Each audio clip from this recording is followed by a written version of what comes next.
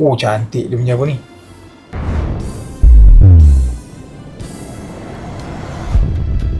Kalau mengikut apa yang saya tahu, apa yang saya belajar, pertama sekali apabila kita nak lihat kerih, dia ada dua cara. Contohnya kita, maaf ni saya pusing sikit ni. Pusing je? Dia hidup ni kan.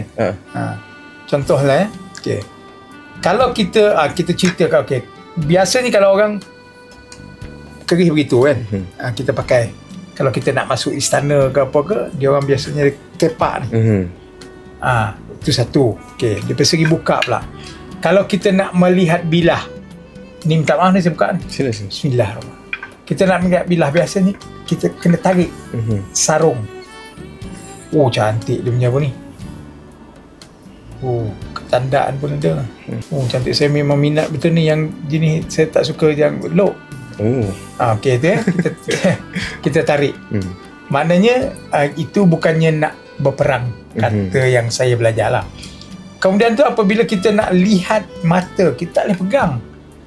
Besi ni kita tak boleh cium sebab dulu-dulu dia orang taruh racun. Kita tak boleh pegang sebab dia akan berkarat. Jadi macam mana kita nak tengok, kita kena letakkan atas ni. Tu dia kalau tengok bilah. Tu cara yang saya belajar lah. Tapi mungkin ada orang lain ada cara lagi. Kan? Okey.